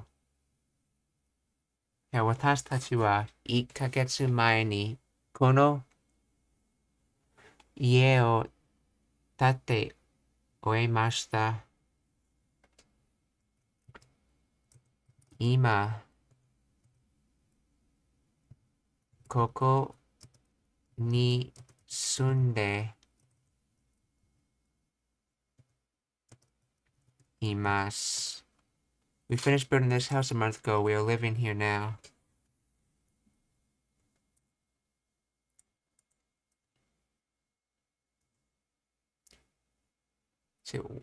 私たちは1ヶ月前にこの家を建て終えました。今ここに住んでいます。住んで今終えました。建て行き1ヶ月前私たち。私は昨日の夜、本を一冊読み終えました。新しい本が欲しいです。私は昨日の夜、本を一冊読み終えました。新しい本が欲しいです。私は昨日の夜、本を一冊読み終えました。新しい本が欲しいです。私は昨日の夜、本を一冊読み終えました。新しい本が欲しいです。Let's see, so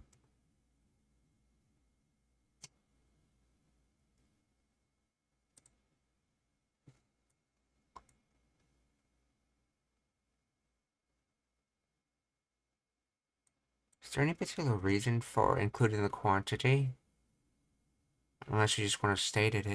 State it. 私は昨日の夜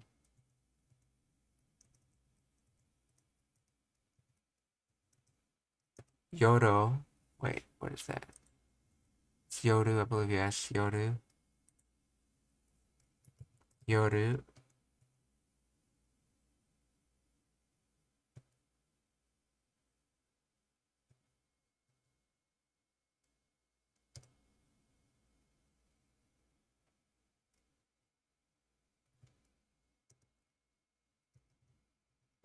本を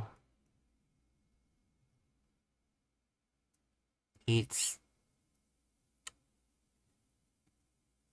冊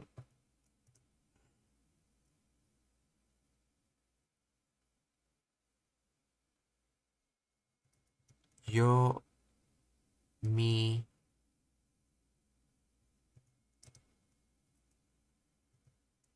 終えました。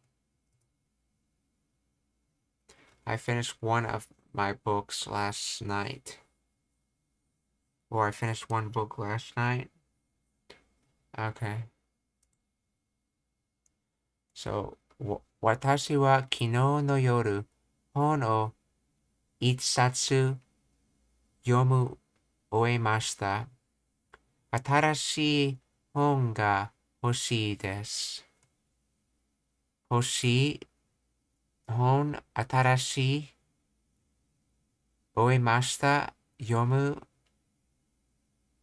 一冊本、夜、昨日、私、終えました。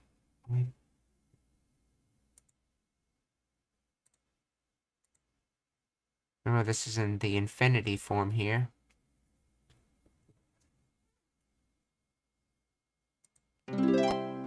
彼は10分前に自分の部屋の掃除を終えました。今、おもちゃで遊んでいます。彼は10分前に自分の部屋の掃除を終えました。今、おもちゃで遊んでいます。彼は10分前に自分の部屋の掃除を終えました。今、おもちゃで遊んでいます。彼は10分前に自分の部屋の掃除を終えました。今、おもちゃで遊んでいます。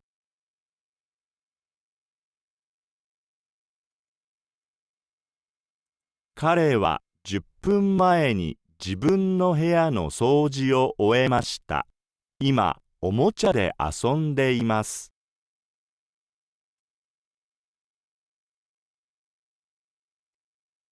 彼は、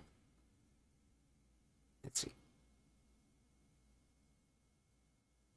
let's see, that is soji. Okay, so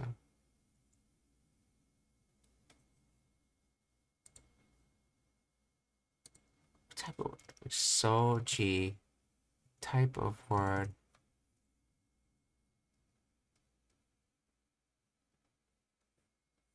Noun, pseudo verb, transitive verb.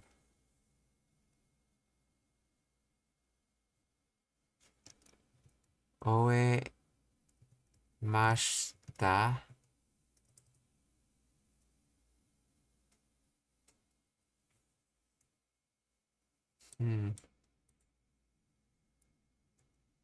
彼は10分前に自分の部屋の掃除を終えました。今、おもちゃで遊んでいます。遊んで、おもちゃ、今、終えました。掃除、自分、部屋、前、10分、彼。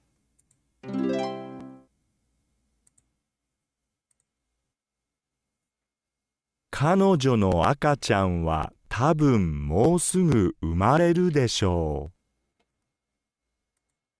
彼女の赤ちゃんは多分もうすぐ生まれるでしょう。彼女の赤ちゃんは多分もうすぐ生まれるでしょう。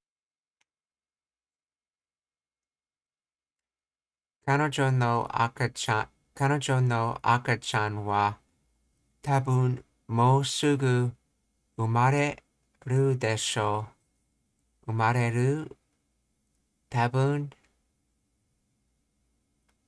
もうすぐ。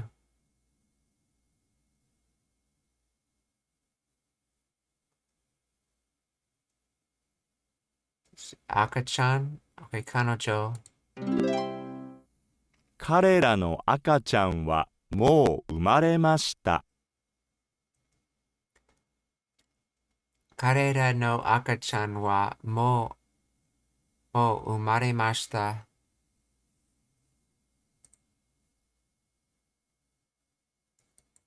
See, もう already, by now, shortly, soon.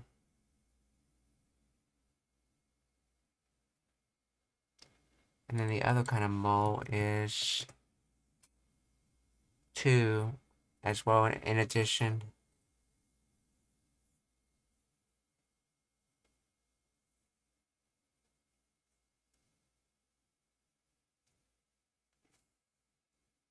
So mo or in addition is the mo and the already, soon, shortly is the mo.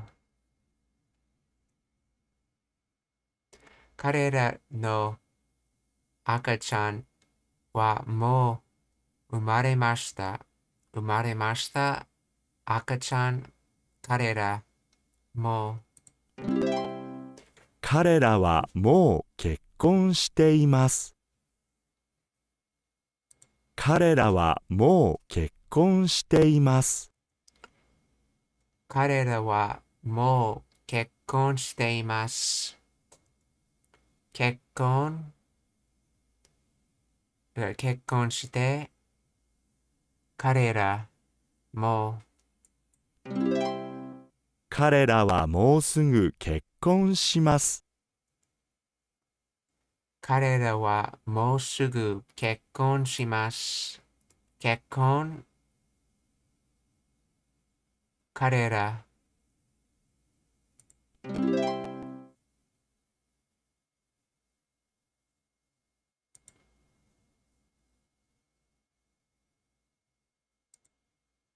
Before we read, 質問がありますか? Are there any questions?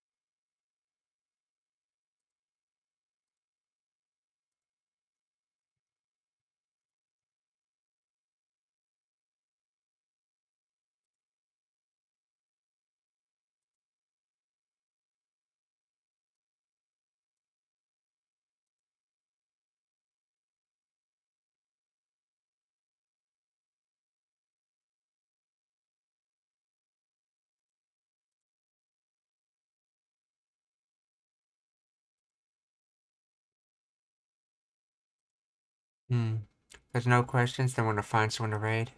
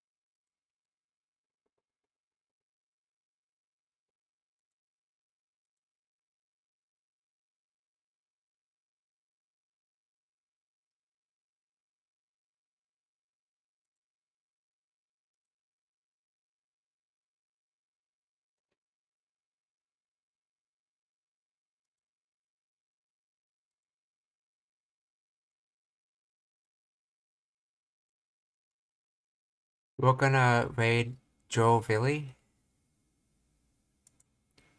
Or if it's a Spanish name, since this is a Spanish Duolingo stream, Joe Billy, maybe?